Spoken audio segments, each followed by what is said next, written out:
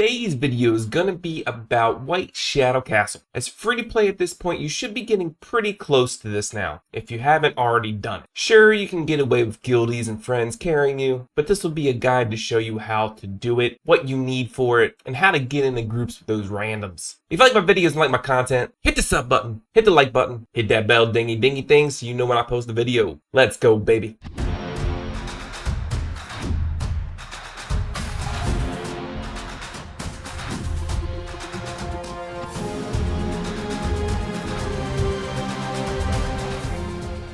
Alright, first off, I might get a lot of hassle for this, but honestly, if you perform, it doesn't matter. Are you tired of getting kicked in random groups for raids? Now, you need to be confident in this tip, because if you do this and you suck, you didn't hear from me, because I use this tip, but I don't suck. Now, in raids, especially White Shadow Castle, Foggy Prison you can get away with pretty easily, but they even kick there too. But when you join a group with randoms, if someone doesn't see that you have a bonus, you're probably gonna get kicked, 9 times out of 10. As you see here, everyone has the bonus. So the raid leader doesn't really care, he just enters anyway. Now for the tip of the day. When you get into this raid, you can then choose a different monster that you want to use that's better for your team comp. And if you're confident, as you see above the damage meter, as long as you do what you're supposed to do, you can still put up good damage like this, and they'll never know. They'll never know. Until now. Alright, first and foremost, let's talk about what you need to bring into White Shadow Castle. It really depends on your 2 other raid members too. First, let's talk about the bonus and what you need to get that. And to test your team comps, go into Create Party and just click on like Go or Battle Support, whatever the case may be. You go to Manage Team and you can play with your power here. I say do it this way because nobody wants to wait on you while you're doing it with 2 other people waiting in the lobby. Get it? In order to get this bonus, your team power needs to be over 292,000-ish. So play with the monsters as you will. But if you plan on doing the tip of the day, at least check what it's gonna be here before you put it in. Because if you put in somebody that's like, oh, I want to use Dark Panda, you might end up getting that penalty. So make sure to play with the numbers as you will. Now, if you're going in with friends and guildies, as long as you're over the penalty, it really doesn't matter. You're probably getting carried anyway. Now, what do you need to bring to White Shadow Castle? Like I said, it depends on what your teammates bring as well. Overall, you need about 2 healers on your whole raid. For instance, here there's a Chasun and there's a Wusa. Chasun being the main healer, but Wusa is a very good support healer. Especially since I have Bastet, which shields and raises attack of all allies in the area as well. So Chasun's AoE heal, Wusa's heal over time, and Bastet's attack and shield up, all 3 of those skills go to all allies. Monsters have spells that's just your team, but also all allies, which is the whole raid. So with Bastet, I'm shielding, Wusa's doing the continuous heal over time, and when we have a shield, that's 2 continuous heal over times, and Chasun's also stacking that attack up and healing everyone overall. You can dodge most of the damage, and you should be. Whenever you see a red circle of destruction, you want to dodge it. However, there is some AoE damage that the boss does, and if you don't have some kind of sustain, you will die. Unless you're super speed comp runners, right? Which this channel, there's not many. So there's sustain in the team, but what also everyone needs to bring is defense break. Defense break is huge. Orbia has defense break, and really if there's 3 Orbias, they're all wind, they can do defense break and damage taken up. A wind Orbia is kind of like a Helia. And then you need the nukers, because it's very important to burst down the arms when they come up, or your team will wipe. Let's talk about easy raid mechanics. If you do these things, you will beat White Shadow Castle easily. Number 1, when you see a red circle on the ground, you need to move out of it. There's multiple red circles gonna pop up, so you need to get out of the way. Even the big red bars of destruction, you need to get out of the way. Don't be standing in red circles on the ground either, just move out of the way. I highly suggest too to keep your AI on the whistle so it follows you, at least until the arm comes up like it does right here. So once you see the arm come up, you click on that,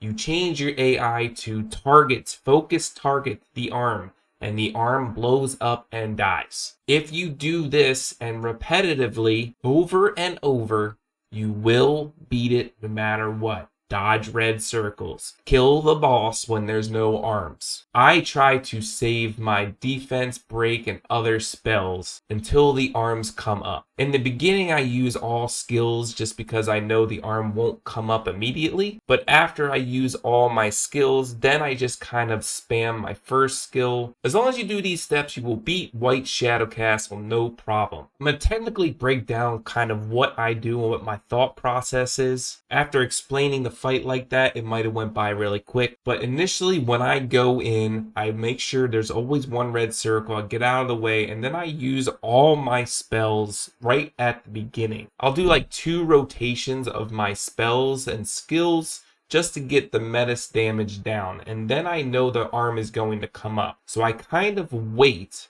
until that the arm comes up to use the rest of my skills because I want to do the defense break and the damage taken up and all that stuff on the arm when it comes up. I highly suggest if you're on PC to know your hotkeys of your monster AI so that you can just focus target real quick and then switch back to the whistle command so that they follow you anytime it comes up. But when your arm comes up, then you make sure it's focused target so that your monsters and everyone is attacking the arm, and then you use your skills wisely, defense, break, damage taken up, all etc, right? Make sure you have an attack buff to make sure to get those arms down as quick as possible. As long as you do these things, you will be fine. You can even do this if one person is doing like no damage, but like you have 2 people that can easily kill an arm. Like in this situation, in this team raid right here, one of my allies really is doing like no damage, and it's really me and another guy just killing those arms when it comes up. You want to be making sure you're doing tons of damage to meta so the raid doesn't last too long,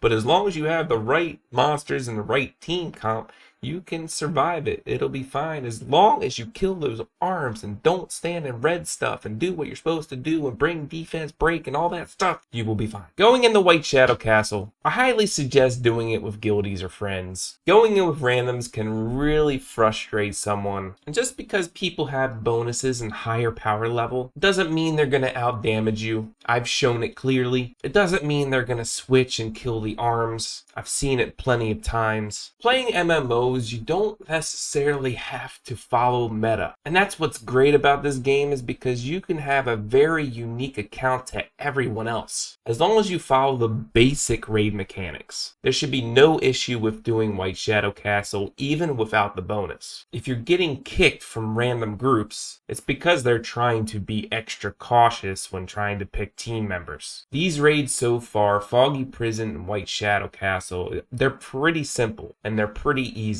You just gotta know what to do. That's it for today's video. I hope this video has helped you, because now it's on with the grind of getting gear. So far I've only gotten really one good piece of doing White Shadow Castle, and just because the drop is not legendary, you might get really good purple ones. The legendary just means that all 4 substats are already there. The difference between a second awakened weapon from purple epic to orange legendary, the only difference is 1 extra substat that you already know of. If you like this video and like all my content, sub, like, ding ding a bell. I'll see you in the next one. Peace!